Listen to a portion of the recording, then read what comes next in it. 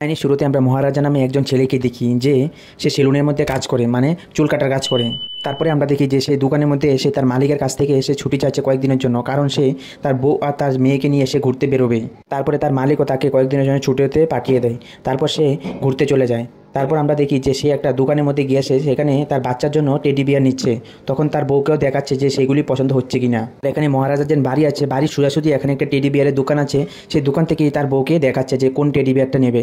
তখনই হঠাৎ করে একটা গাড়ি ব্রেক ফেল হয়ে যায়। তখন তার বাড়ির মধ্যে ঢুকে এখানে তার বউয়ের মৃত্যু হয়। আর মহারাজা সেই দোকান থেকেই তাকিয়ে রয়েছে যে এইসব কি হয়ে যাচ্ছে। এই অ্যাক্সিডেন্টের মধ্যে তার বউ তো মৃত্যু হয়ে যায়, কিন্তু তার যে মেয়ে আছে সে মেয়ে বেঁচে যায়। তারপরে মহারাজা তার যে মেয়ে আছে সেই মেয়েকে নিয়ে কষ্ট করে তাকে বড় করে ফেলে। তারপর তার জীবনের মধ্যে যা কিছু দরকার তার মেয়ের সবকিছু দিয়ে ওকে সন্তুষ্ট করে রাখে। তারপরে এখান থেকে স্ক্রিন আবার কিছু সময়ের পরে দেখায় যে তার মহারাজার যে মেয়ে সে বড় হয়ে গেছে, সে খেলাধুলার মধ্যে অনেক ভালো, সে খেলাধুলা করতে ভালো পায়। তাই জন্য সে যে 10 ক্লাসে পড়ে তখন পড়াশোনার মধ্যে সে কিছু মনোযোগ করছিল না। তাই জন্য ক্লাসের মধ্যে ক্লাস টিচাররা তার সাথে সবসময় বকাবকি করে। কিন্তু এখানে কাসিফা নামে একটা ম্যাডাম আছে, সেই ম্যাডাম তাকে অনেক ভালোবাসে, তাকে সব কিছুর মধ্যে সাপোর্ট করে থাকে, যে তাকে সবসময় পড়াশোনা যে কোনো মোটিভেশনাল জিনিস নিয়ে ওকে সবসময় সাহায্য করে থাকে।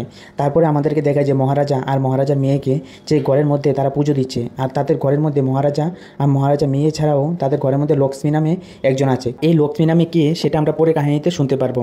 তারপরে আমরা দেখি যে মহারাজা সে তার নিজের একটা সেলুন খুলে ফেলেছে। তারপরে আমরা দেখি যে জ্যোতি স্কুলের মধ্যে মহারাজাকে ডাক দিয়েছে যে জ্যোতি স্কুলের মধ্যে কি একটা খারাপ কাজ করেছে। তখন এখানে জানতে পারি যে কাজটা জ্যোতি করেনি, অন্য একটা ছেলে করেছে। তখন মহারাজা কলেজের চেয়ারম্যানকে বলছে যে জ্যোতির কাছে ক্ষমা চাওয়ার জন্য, কিন্তু সেই চেয়ারম্যান জ্যোতির কাছে কোনো ক্ষমা চাইছিল না। আর এখানে মহারাজার যে এরকম রাগ দেখে সেখানে যে চেয়ারম্যান সেও অনেক ভয় পেয়ে যায়। তখন সেই মহারাজা মেয়ের কাছে এসে ক্ষমা চেয়ে নেয়। তারপরে আমরা দেখি যে জ্যোতি তার বাবাকে মানে মহারাজাকে বলছে যে তার খেলাধুলার জন্য সে বাইরে যেতে হবে, 1 সপ্তাহের জন্য সে বাইরে যাবে, তারপরে সে বাড়িতে আসবে। মহারাজা তাকে কোনো সময় কোনো কিছুর জন্য বাধা দেয়নি, যে কোথাও যেতে চায় বা যে কোনো কিছু, তাকে কোনো কিছুর জন্য বাধা দেয়নি। তাকে অনেক কষ্ট করে বড় করেছে মহারাজা। তারপরে জ্যোতি সেখান থেকে অনেক রকমের কষ্ট করে পারমিশন নিয়ে তার বাবার কাছ থেকে সে চলে যায়।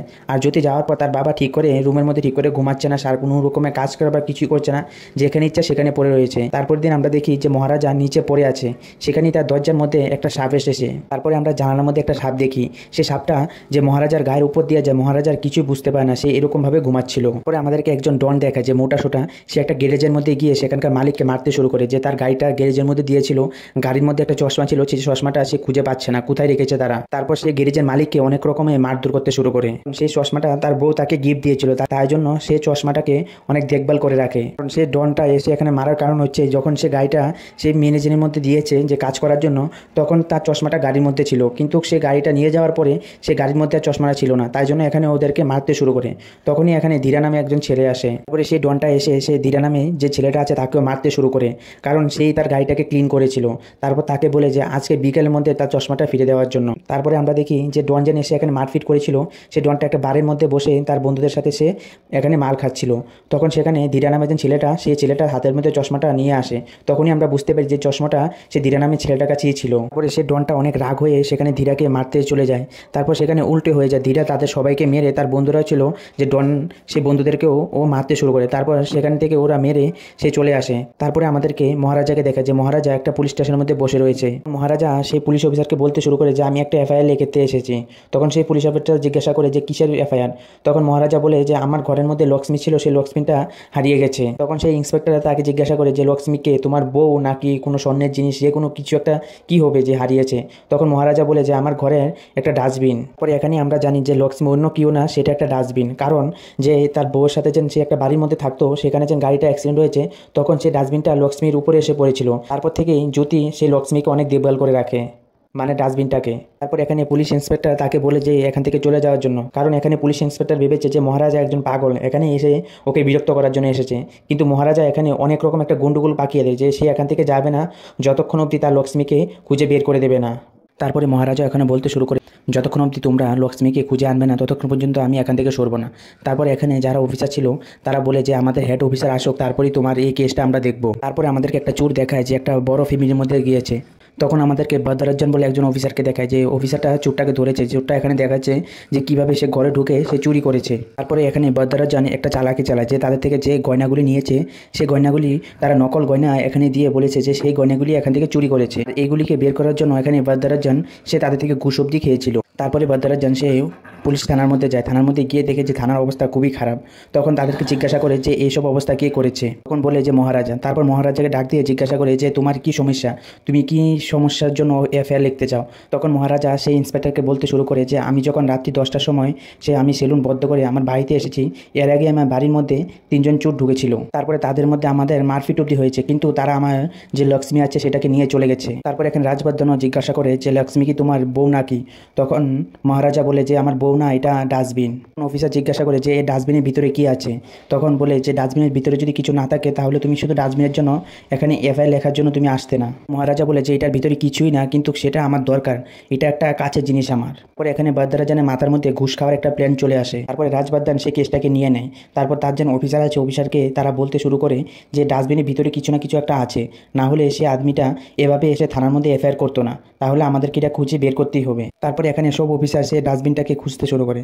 তারপরে এখানে আমাদেরকে সেলভা নামে একজনকে দেখায়, তার গ্রুপ নিয়ে সে চুরি করতে যায়। সে চুরি এরকম বাড়িতে গিয়ে করে যেখানে কোনো পুরুষ থাকে না, সেই বাড়ির মধ্যে মহিলা থাকে, সেই বাড়িতে গিয়ে চুরি করে আর তার বাচ্চা মেয়ে বা তার সঙ্গে গিয়ে এখানে রেপ অবধি করে ফেলে। তারপরে আমাদেরকে সেলভার ফ্যামিলি দেখায় যে ফ্যামিলির মধ্যে তার একটা ছোটো বাচ্চা মেয়ে অবধি আছে, সে বিয়ে করে ফেলেছে। তখনই আমরা দেখি যে তার ছোটো বাচ্চা মেয়ে আছে, সে বাচ্চা মেয়ের পিঠের মধ্যে একটা ঘাও অবধি আছে, সেটাকে সবসময় এই মালমপট্টি করে রাখে। আর সেলভা তার ফ্যামিলিকে কাউকেই বলেনি যে সে বাড়ি গিয়ে চুরি করে। সে ফ্যামিলির কাছে যখন আসে, তার বউয়ের কাছে, তার বাচ্চার কাছে, তখন সে একদম ভদ্র আর একদম ভালো হয়ে থাকে। তার একটা ওয়াইল্ডলাইনের দোকান অবধি আছে, সেই দোকানের মধ্যে সে কাজ করে। তখনই আমরা দেখি যে এখানে মহারাজার যে ডাস্টবিনটা ছিল, সেই ডাস্টবিনটাই এখানে সেলভানের বাড়ির মধ্যে আছে। তখনই আমরা বুঝতে পারি যে ডাস্টবিনটা সে চুরি করে এনেছে। অন্যদিকে পুলিশরাও এই ডাস্টবিনটাকে খোঁজার জন্য কাজ শুরু করে দিয়েছে। আর পুলিশদের যে কাছে কাছে আছে, যারা এই সবগুলোই পুলিশদেরকে সাহায্য করে, সে তাদেরকেও দিয়ে দিয়েছে এই ডাস্টবিনটা খুঁজে আনার জন্য।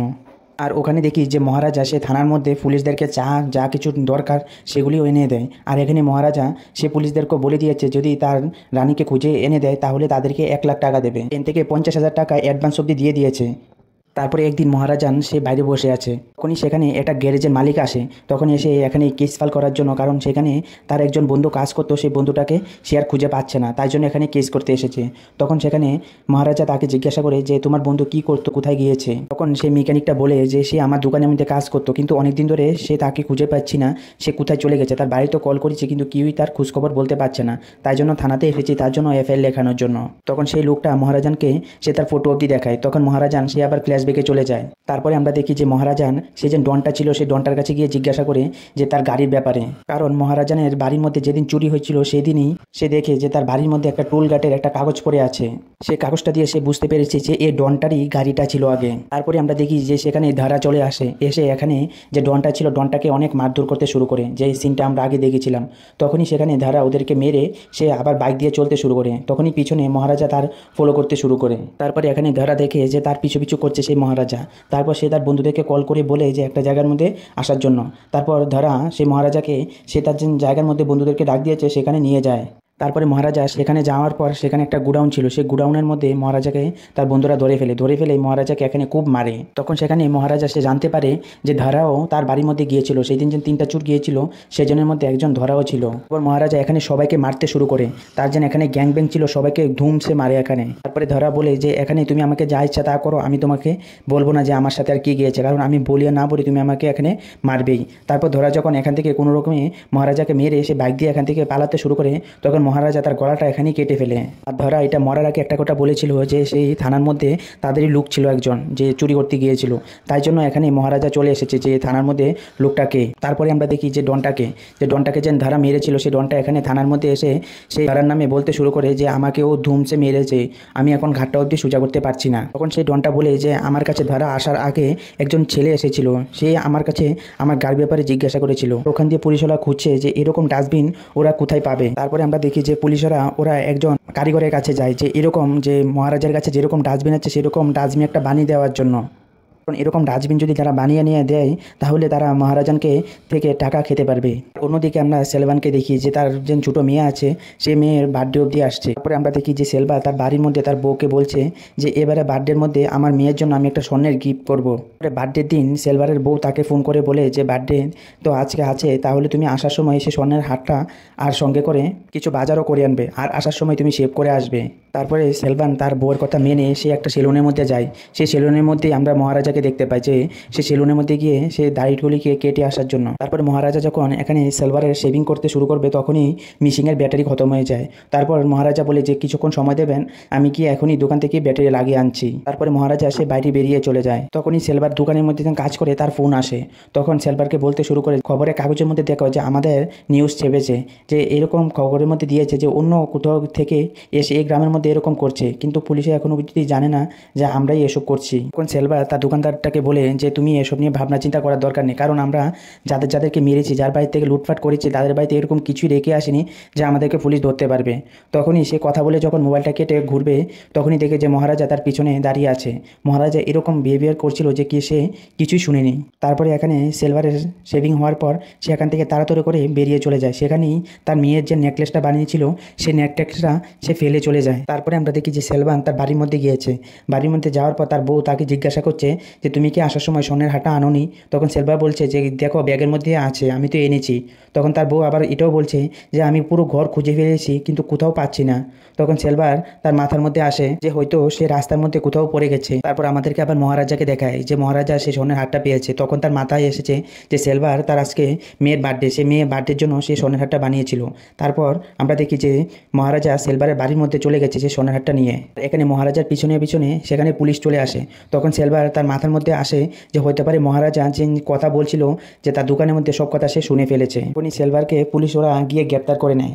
তখন যে সেলভারের সাথে যে কাজ করে চোরটা, সে চোরটা এখানে বলতে শুরু করে যে আমি সেলভারকে কিছু হতে দেব না। তখন সেখানে বন্দুক বের করে সে এখানে গুলি চালাতে শুরু করে। তখন সেখানে পুলিশরা সে সেলভারের যে সঙ্গে কাজ করতো তাকে এখানে মেরে ফেলে। আর এসব দেখে সেলভারের বউ তাকে জিজ্ঞাসা করতে শুরু করে যে তুমি এসব কেন করেছ, আর আজকে থেকে তোমার আর আমার মধ্যে কোনো সম্পর্ক নেই। তখন সেলভার তার মাথার মধ্যে এসে ঢুকিয়ে নিয়েছে যে সে যখন জেল থেকে বেরোবে তখন সে এসবের বদলা মহারাজ থেকে নেবেই। কিন্তু আমরা এটা দিয়ে তো আমরা বুঝতে পেরেছি যে এই কাহিনীটা যখন আমাদেরকে দেখাচ্ছে সে কাহিনীটা আগের কাহিনী। আর মহারাজা এখন আসে পুলিশ স্টেশনের মধ্যে। মহারাজা যেরকম ডাস্টবিন ছিল সেরকম ডাস্টবিন একটা বানিয়ে আনে। তারপরে রাজবাদান সে ভাবতে শুরু করে যে এখানে তো আমরা পুরোনো ডাস্টবিন একটা বানিয়ে নিয়েছি, ঠিক আছে, কিন্তু আমরা এখানে একটা চোর কোথায় থেকে বের করবো যে আমাদের এসব কাজ করবে। তখন সেখানে অনেকজনকে সে ফোন লাগায় কিন্তু কারোই রাজি হচ্ছিল না যে এরকম সে চুরি করবে বা এরকম একটা তার ভিতরে নেবে যে সে চুরি করেছে। তখন সেখানে একটা খবরীকে বলে যে তুমি তো সবসময় আমাদেরকে খবর টবর দাও, তাহলে তুমি এখানে সেরকম নাটক বলতে পারো। তখন তারা বলে যে আমাদের তো মনে নেই যে এখানে মহারাজা কী কী বিষয় বলেছিল। তখন মহারাজাকে আবার রাজবর্ধন জিজ্ঞাসা করতে শুরু করে যে আগে তার সাথে কী কী হয়েছে সেটা আবার প্রথম থেকে বলার জন্য। তখন এখানে মহারাজা আবার এখানে কাহিনী শোনাতে শুরু করে। যখন এই কাহিনী শোনাতে শুরু করে তখন এখানে আমরা জানতে পারি যে মহারাজান সেখানে এত রাত্রেবেলা সে ঘরে আসেনি। তখন তার মেয়ে বাড়ি থেকে এসেছে, যে আমরা যেন প্রথম বলেছিলাম যে 7 দিনের জন্য তার মেয়ে বাইরে গেছে। তখন তার মেয়ে সে রাত্রি 10টার সময় তার মেয়ে ঘরে ঢুকেছে। পরে সেখানে জ্যোতি ঘরে আসে। ঘরে এসে যখন ও কাপড় খুলতে শুরু করে 3টা চোর সে ঘরের মধ্যে ছিল। সে কাপড়গুলি খুলতে পুরো গাও যখন খুলে ফেলে তখন সে চোরগুলি তাকে দেখে ফেলে। তারপরে এখানে 3জন মিলে এখানে জ্যোতি রেপ করে ফেলে। আর এখানে একজন সেই পুলিশওয়ালারা ছিল যে মহারাজার যে ডাস্টবিনটা ছিল ডাস্টবিনটা খোঁজার জন্য কাজ শুরু করেছিল, সেই পুলিশওয়ালাটাও সেখানে রেপ করেছিল জ্যোতির সাথে। সেলভান সে জেল থেকে এসেছে মহারাজা থেকে বদলা নেওয়ার জন্য, কিন্তু মহারাজা বাড়িতে আসার আগেই তার মেয়ে চলে এসেছে। তাই জন্য এখানে তারা 3জন মিলে তাকে রেপ করে ফেলে। অন্যদিকে মহারাজা তার মেয়ের জন্য নতুন শু কিনছিল। মহারাজা যখন ও বাড়ির মধ্যে আসে, বাড়ির আসার আগেই 3টা চোর সেখান থেকে চলে যায়। তারপর সে ঘরের মধ্যে ও ডাকতে শুরু করে জ্যোতি বলে। তারপরে সে জ্যোতিকে খুঁজতে খুঁজতে দেখে যে জ্যোতি খালি গাও পড়ে আছে, তার শরীরের কন্ডিশন খুবই খারাপ। তখনই আমরা বুঝতে পারি যে মহারাজা যেন এখানে কাহিনীটা বলছে যে কাহিনীটা তার মেয়ের কাহিনী বলছে। সে মেয়ের কাহিনী জায়গার মধ্যে তাকে জড়িয়ে সে কাহিনীটা সে পুলিশওয়ালাদের বলছে। আর এইসব কাহিনী শুনে যে পুলিশওয়ালাটা ছিল, পুলিশওয়ালাটার সে মাথা পুরো ঘাম দিয়ে যায়, যে কারণ সে পুলিশওয়ালাটাকে যেরকম কাহিনীটা শুনিয়েছে সে একটা এরকম মেয়েকে রেপ করে এসেছে, তাই জন্য সে আর বলে যে এই কাজটা সে আর করতে চায় না। তারপরে তখনই সে পুলিশওয়ালাটা সেলভাকে আবার কল লাগায়। কল লাগিয়ে সে পুরো কথা বলতে শুরু করে যে এরকম ভাবে থানার মধ্যে আমাদের নামে ওরা কেস করতে চলে গেছে। তখন সেলভা বলে যে তুমি এসব নিয়ে কোনো চিন্তা ভাবনা করো না, তুমি যেরকমভাবে পারো তাদের থেকে ছুটে চলে আসো, আর এসব নিয়ে তোমার ভাবনার দরকার নেই, আমি আছি। তারপরে এখান থেকে সিন আবার ফ্ল্যাশব্যাকে চলে যায় যে মহারাজা তার মেয়েকে নিয়ে হঠাৎ করে যে মহারাজা তার মেয়েকে নিয়ে হসপিটালের মধ্যে গিয়েছে, তখন সেখানে জ্যোতি বলতে শুরু করে যে একজনের পিঠের মধ্যে বড় করে একটা দাগ আছে, সে দাগটা দেখলে আমি বুঝতে পারবো।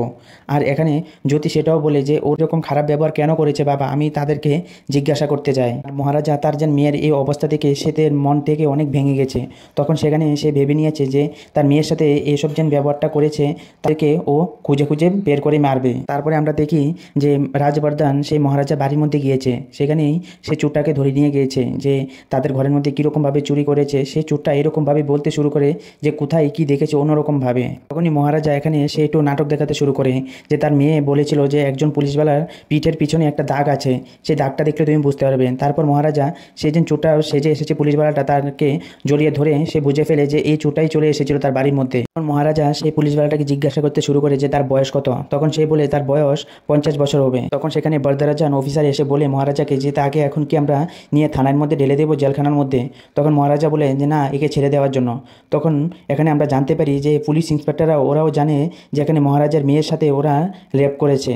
আর এখানে পুলিশওয়ালাটাও এখানে একটু ঢং করছিল যে তাদের সঙ্গে এরকম লক্ষ্মীকে খুঁজছে, কিন্তু অ্যাকচুয়ালি তারা সেই যে 3 জনকে খুঁজছে যে তার মেয়ের সাথে রেপ করেছিল। তখন সেখানে বরদারাজান মহারাজাকে তার হাতের মধ্যে একটা চাকু দেয় যে এখানেই তাকে মেরে ফেলার জন্য, মানে পুলিশ অফিসারটাকে। আর এখানে মহারাজা সে পুলিশওয়ালাদের কথা শুনেও এখানে যে পুলিশ লোকটা ছিল যে তার বাড়ির মধ্যে গিয়ে এরকম দুষ্কাম করেছে তাকে অবধি তার এখানে গলাটা কেটে ফেলে তার বাড়ির মধ্যেই। পরে এখানে আমাদেরকে আবার সিলভারকে দেখায় যে সে একটা কোম্পানির জন্য কাজ করছে। তারপর তার কাছে একটা ফোন আসে যে তাকে কেউ খুঁজছে। তারপরে সেলভার সেখানে চলে যায়। তারপর মহারাজা সেলভার মধ্যে অনেকক্ষণ ধরে এখানে মারপিট চলে।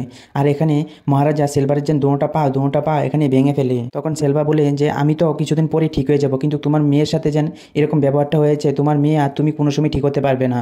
তখন আমরা দেখি যে সেখানে জ্যোতি চলে এসেছে। জ্যোতি এসে এখানে সেলভারের সাথে কথা বলতে শুরু করে যে তুমি এই স্বর্ণরির জন্যই আমাদের বাড়ির মধ্যে এসেছিলে না। তারপর তার মুখের মধ্যে সেগুলি ফেলে দেয়। তখন এসব দেখে সেলভার তার মাথার মধ্যে অনেক কিছু চক্কর চলতে শুরু করে যে এই স্বর্ণের হারটা তার কাছে কি করে এসেছে। তারপরে এখানে আমাদেরকে মুভির সবচেয়ে বড় শকিং পার্ট এখানে আমরা জানতে পারি যে কাহিনীর মধ্যে যে ঘরেরটা ভেঙে পড়েছিল যে এই মেয়েটা হচ্ছে সিলভারের মেয়ে। আর এখানে মহারাজার যে মেয়েটা ছিল সেই মেয়েটা মারা গেছে। তারপরে আমরা সিনেমার ফ্ল্যাশব্যাকে দেখি যে মহারাজা তার বউ আর তার মেয়েকে নিয়ে সে সোনার হারটা নিয়ে সিলভারের বাড়ির মধ্যে গিয়েছে যে তাকে দিয়ে দেওয়ার জন্য। এখানে সিলভারের বউ বলতে শুরু করে যে এটা আমি নিতে পারবো না, কারণ এটার মধ্যে যে কিনে এনেছে সে টাকার মধ্যে কত মানুষের জানি খুন লেগে আছে, কত মানুষকে জানি মেরে এসব টাকা নিয়েছে, এটা আমি নিতে পারবো না। তখন এখানে মহারাজার বউ তাকে বলে যে দোকান থেকে সিলভারের মেয়ের জন্য একটা পুতুল কিনে আনা দেওয়ার জন্য। তখনই আমরা বুঝতে পারি যে প্রথম সিনটা যেন আমাদেরকে দেখানো হয়েছে সেই সিনটাই এখনও আমাদেরকে আবার দেখানো হচ্ছে। আর এই যে বাড়ির মধ্যে একটা টাক ঢুকে ফেলেছিল সে টাকটার জন্য এখানে মহারাজার বউ আর তার যে মেয়ে সেই অবধি এখানে মারা যায়। এখানে সিলভারের যে বউ আছে সেও এখানে মারা যায়, শুধু এখানে সিলভারের যে মেয়েটা আছে সে শুধু বেঁচে ছিল, মানে এখানে জ্যোতি। সে ডাস্টবিনটা তার উপরে পড়েছিল, তাই জন্য সে ডাস্টবিনের জন্য এখানে বেঁচে গিয়েছিল, তাই জন্য এই ডাস্টবিনটাকে সবসময় পূজা করে রাখে। আর এখানে এটা আমরা বুঝতে পারি যে মহারাজার যে মেয়েটা আছে জ্যোতি, সে মহারাজার মেয়ে না, সে হচ্ছে সেলভানের মেয়ে। তারপরে সিন আবার এখানে চলে আসে। তখন এখানে জ্যোতি যখন সে হাঁটতে হাঁটতে যাচ্ছিল তখন তার পিঠের মধ্যে সিলভার সেই দাগটাকে দেখে ফেলে। তখন সে বুঝতে পারে যে সেটা অন্য কেউ নয়, তার মেয়ে। তখন সিলভার তার মহারাজার পায়ের মধ্যে গিয়ে জড়িয়ে ধরে। তখন মহারাজাকে জিজ্ঞাসা করে যে এই মেয়েটা কি আমার মেয়ে। তখন মহারাজা বলে যে আগে তোমার মেয়ে ছিল, কিন্তু এটা আমার মেয়ে, আমি তাকে অনেক বড় করেছি, তুমি এটা কোনো হাকদার হতে পারো না। আর তারপরে মহারাজা এসব কথা বলে সেই জ্যোতিকে নিয়ে সেখান থেকে চলে যায়। তখন এখানে সিলভার বুঝতে পারে যে এইরকম কি দুষ্কাম করেছে যে তার মেয়ের সাথে গিয়ে এরকম খারাপ ব্যবহার করেছে। তারপরে সে এসব কথা ভেবেই তার নিজের জীবনটা সে দিয়ে দেয়। এই পুরো ছবি শেষ হয়ে যায়। মানে পুরো কাহিনীটা আপনাদের কীরকম লাগলো সেটা কিন্তু অবশ্যই কমেন্ট করে জানাতে ভুলবেন না। আর